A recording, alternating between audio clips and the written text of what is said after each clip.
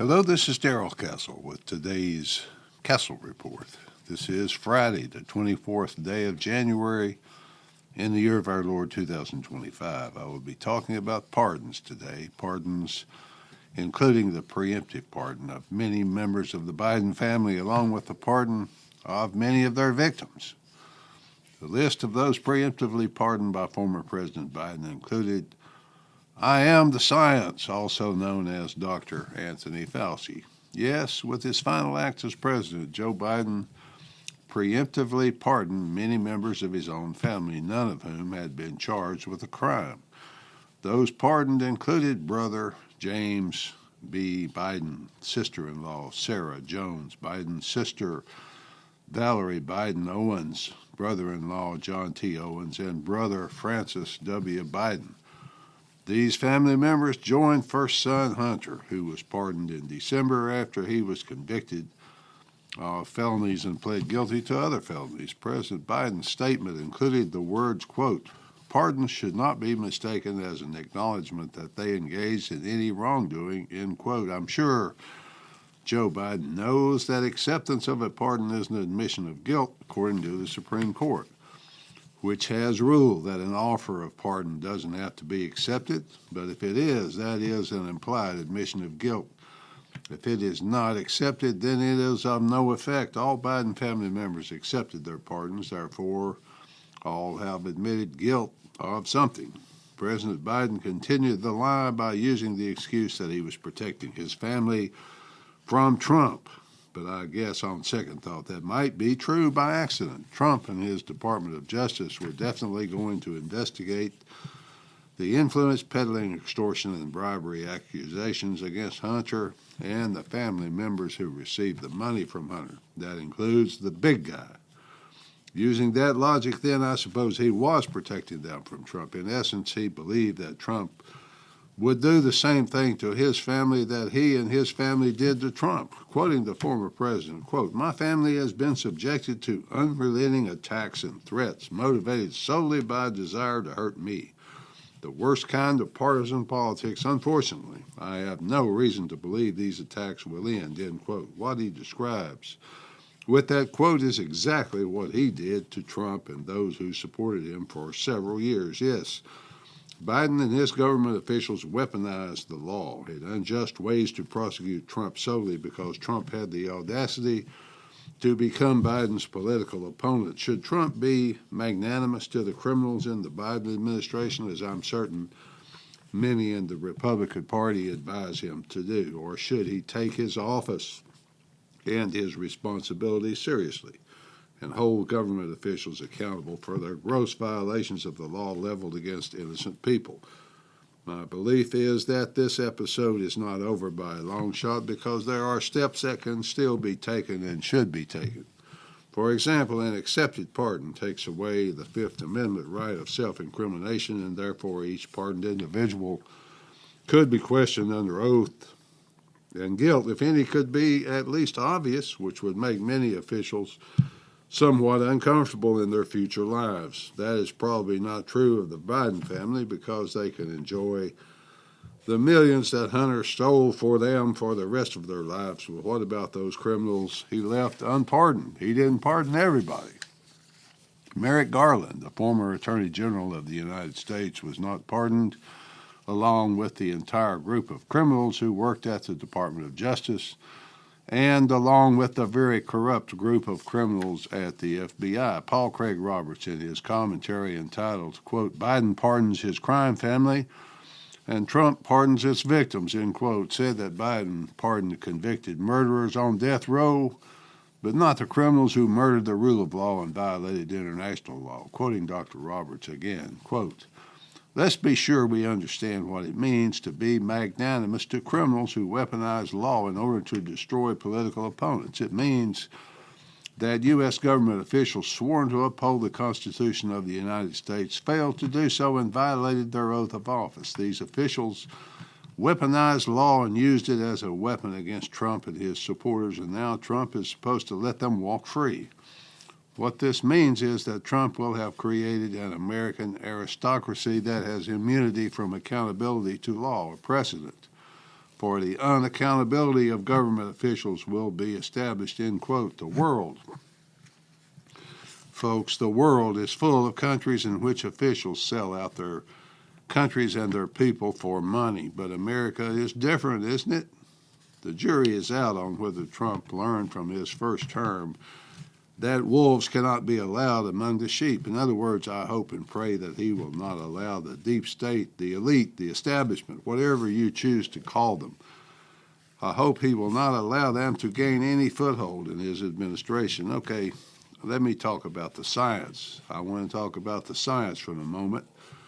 And the other criminals Biden pardoned, Congressman Andrew Clyde, Republican from the 9th District of Georgia, said, quote, in its final hours, the most corrupt administration in American history is covering up Democrats' trail of criminal activity, end quote. Biden, it seems, pardoned a lot of murderers, including several sitting on death row. My understanding is that those on death row were not pardoned, but had commutation of sentence. If that is true, they would at least still be in prison, but I'm not certain if that's true or not. Some did get pardons, as did two people in Virginia doing life without parole for killing a police officer while in the commission of a violent drug felony. They have been in confinement for about 20 years now, and they will soon or have been released. Some 2,500 convicted felons got full pardons, but President Biden could not find a single pardon, not a single one of the 1,500 January 6 people to pardon. This man, Biden, and those around him did not mind letting the guilty go free while confining the innocent. I suppose that was his way of saying, play the game and play it my way, by my rules, or you will see what happens. I point out now that what Biden terms, quote, settling scores, for which he warned Trump not to do, is not settling anything. Holding government officials accountable for violating and weaponizing law is simply enforcing the law to prevent its weaponization in the future, while holding officials to the same law as private individuals. However, I understand why Biden might feel bad about prosecuting these particular lawbreakers, since he and his Justice Department orchestrated the whole thing. Biden Justice Department lawyers unleashed what they called a shock and awe campaign to round up any Trump supporters near the Capitol on January 6th. Almost all of them were convicted or pled guilty to long sentences in prison. Some were held awaiting trial, which never came. For over 4 years, they've been in confinement without trial. In the neighborhood of 1,500 people were sentenced. Most were guilty of nothing. Liz Cheney and the Congressional Committee, which fabricated the evidence, altered the evidence to convict innocent people, send them to prison, ruin their lives and the lives of their families, were all pardoned by Biden. Liz Cheney was defiant to the very end, claiming she did nothing wrong, but she accepted the pardon anyway. If she did nothing wrong, why not take her chances and decline the pardon? But I guess it's all water under the bridge now. Trump fulfilled his campaign promise and pardoned or commuted the sentences of all 1,500 people. What about the science? What about the science, folks? Why did Biden issue a pardon to this doctor, this scientist, if he did nothing wrong, as he still claims? The pardon was preemptive for any offense committed since 2014, when he began his work on the White House Coronavirus Task Force, or the White House COVID-19 response team, or as chief medical advisor to the president. I wonder about the 2014 date, because didn't COVID begin in 2019, not 2014? The date 2014 is when Dr. Science responded to questions asked by scientists and doctors about a series of experiments that made simple influenza viruses more dangerous to humans. These experiments were conducted despite the banning of federal funding for such experiments. Why these gain-of-function experiments were not banned completely is another question. Why would any representative of the U.S. government want to make a virus up to 10,000 times more deadly to humans than in its natural state? Okay, folks, I understand these experiments were for the purpose of building bioweapons to use against potential enemies of this country. Since the construction of bioweapons was banned by the United States and by international law. The research was normally conducted in countries not as concerned about international law as the U.S. supposedly was. That's why the research was conducted in China, with funding provided by Dr. Fauci as head of the National Institute of Health, all funneled through the research labs at the University of North Carolina. When American college labs could no longer hide what they were doing, they shipped the virus research they had completed offshore to Wuhan, China. The other player in this game of mass murder was an entity they created called EcoHealth Alliance. That organization was apparently a supposed charity created and run by the COVID team for the purpose of funneling money to the labs. I understand, as I previously said, why bioweapons are developed. I understand the reasoning, although I am vehemently opposed to it. But in the case of COVID and Dr. I am the science, Fauci, the weapons were not developed to be used against enemies of America, but against the entire human race, including Americans. Something like 30 of these bioweapons labs were developed in Ukraine. Close to the Russian border, the labs contain many of the deadliest pathogens that have ever existed on Earth. To my knowledge, many of them, perhaps all of them, are still operating. That fact is of great concern to Russians.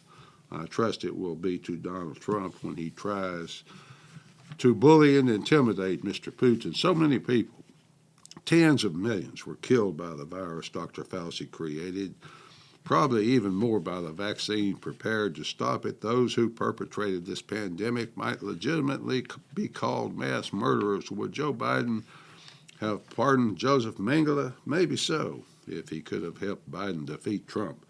The lockdowns, the mask, especially the vaccine, were something else entirely. In Africa, for example, which was very reluctant to receive the vaccine because of their religious beliefs, the lowest number of deaths were experienced there. The fewer the vaccinated, the lower the deaths. This fact was despite the best efforts of Bill Gates to vaccinate all Africans and all people with this killer vaccine. Just because people were pardoned doesn't mean they can't be investigated, charged, prosecuted. It does mean they can't be punished, but it is still important to reveal their crimes to any, if any, to the world. For example, the January 6th committee was honorable in its investigation, if it was so honorable. What are they afraid of? Why would they have to be preemptively pardoned for doing such just and honorable work? Senator Rand Paul has been leading the investigation into Fauci EcoHealth Alliance in Wuhan. He said that the science was pardoned, that he would not stop until he got to the bottom of it. Quote from Senator Paul, who is also a doctor. Quote, if there ever was any doubt as to who bears responsibility for the COVID pandemic, Biden's pardon of Fauci forever seals the deal. As chairman of the Senate Homeland Security and Governmental Affairs Committee, I will not rest until the entire truth of the cover-up is exposed, end quote. Finally, folks, can Donald Trump lead this nation out of darkness into a new golden age as he said he would? Time will tell, folks, but I pray that he can. At least that's the way I see it. Until next time, folks, this is Darrell Castle. Thanks for listening.